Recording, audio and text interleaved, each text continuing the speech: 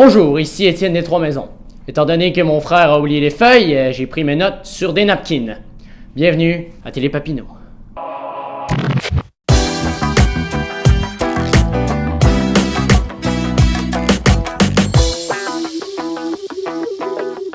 Comment croyez-vous réunir 150 000 personnes sans manifester contre le gouvernement établi? Eh bien, c'est simple.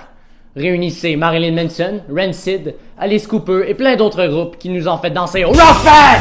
Rah!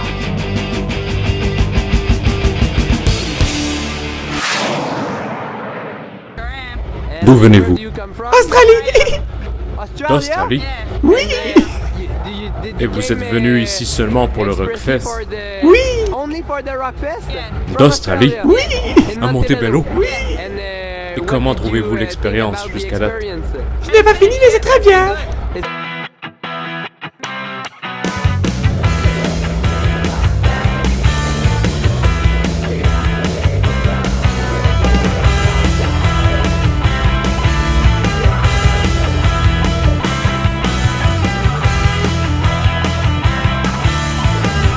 Vous trouvez ça cette année au Rockfest? Génial. Bonne musique, un beau temps. Les résidents sont très accueillants, ça je dois dire, sérieusement. Là. La programmation de cette année? La meilleure. La meilleure, ah ouais, hein? La meilleure. C'est quoi les spectacles que tu appréhendais le plus cette année, que tu voulais le plus de voir? Je voulais voir Dropped on the Ice. Spectacle que vous étiez venu voir, là, que vous appréhendiez le plus? Matt Cadiz, Less Than Jake, plus le ska que le rock. Est-ce que vous les avez vus? Ils ont joué? Oui. C'était des bons spectacles? Ouais, c'était Ah excellent. ouais, hein? Ouais. Les bands aussi, vraiment un excellent choix. C'est différent. Et c'est quoi les spectacles que vous aviez le plus le goût d'aller voir? Rancid, Social Distortion. Ils ont joué hier, Rancid, c'est ça? Comment t'as aimé le spectacle? C'était malade. Qu'est-ce que tu penses de cette année, l'organisation? Super, c'est gros, c'est plus gros que jamais, puis ça va continuer de grossir, je pense. Ah ouais, hein? C'est la mascotte, oubliez-le pas, Tony, c'est la mascotte du Rockfest depuis 2011.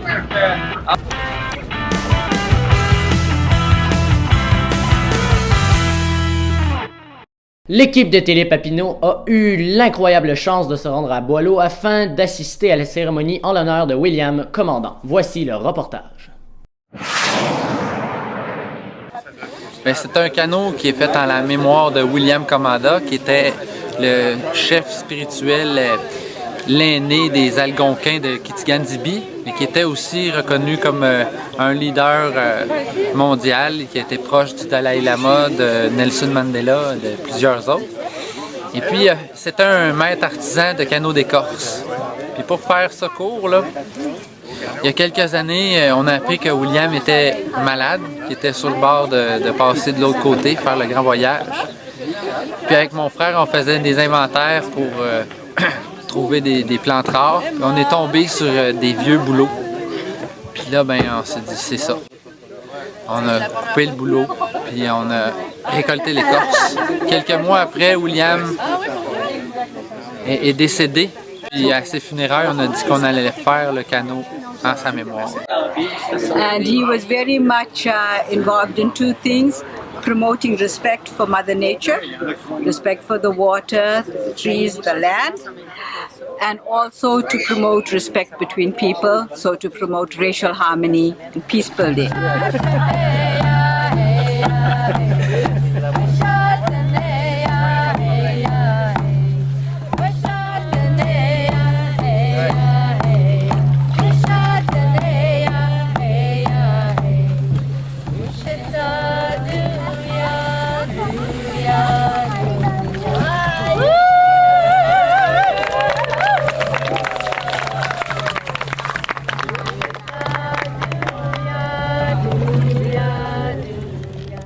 Vous savez, ce verre contient de l'eau, mais tout est normal, je suis mineur.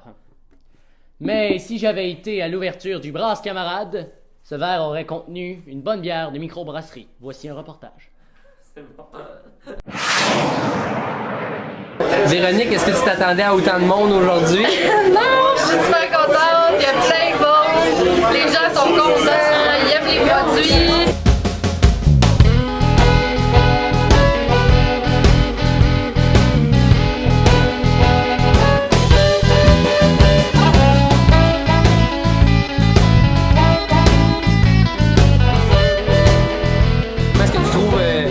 jusqu'à date l'ouverture? Oui, je trouve ça très bien. Je trouve ça très très bien. Écoute, une belle ambiance, des belles personnes, des beaux produits. J'ai fait le tour un petit peu, j'ai essayé de plein de petites choses, des beaux produits. Très très bien. Je pense que c'est un très bon début, je crois, pour la Brosse Camarade.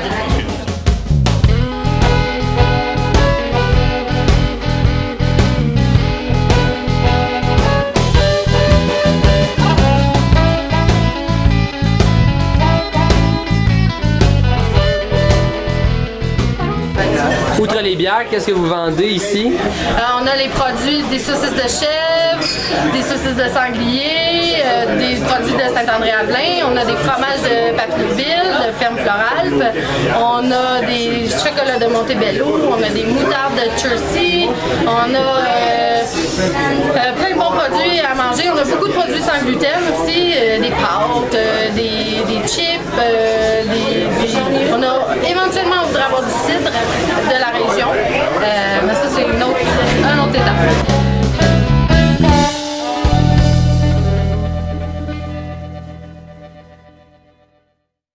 Maman me dit toujours que je dois me brosser les dents. Maman me dit toujours que je dois faire mon lit. Et maman me dit toujours que je dois continuer de travailler mon équilibre, car un jour je pourrai enlever mes petits trous derrière mon vélo. Ma parole, elle a dû lire le livre. Maman me dit toujours que je dois. Alors, il y a eu le lancement au Centre d'action culturelle vendredi passé. Comment est-ce que ça s'est passé, le lancement? Il y a eu, ça a été un très beau moment avec quelques familles qui sont venues, des enfants. La magie du moment. On a pris le temps de lire l'histoire à tout le monde puis de voir un peu comment les gens avaient apprécié ce moment-là. Qu'est-ce que ça leur disait de se faire raconter une histoire qui parle autant aux parents qu'aux enfants sur l'empathie, comment mieux arriver à se comprendre.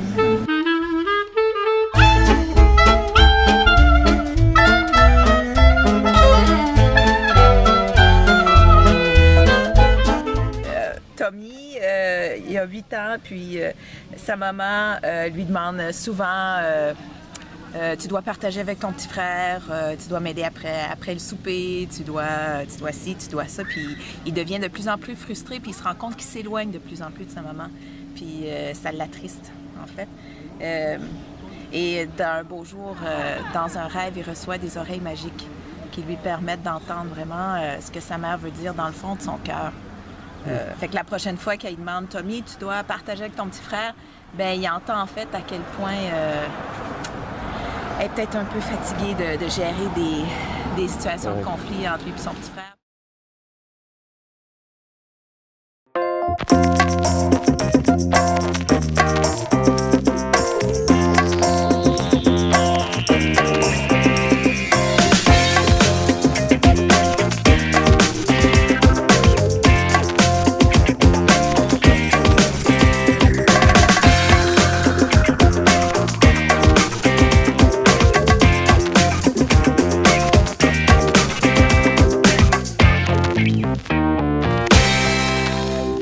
Eh bien, c'était tout pour ce mois-ci. Je suis Étienne des Trois-Maisons.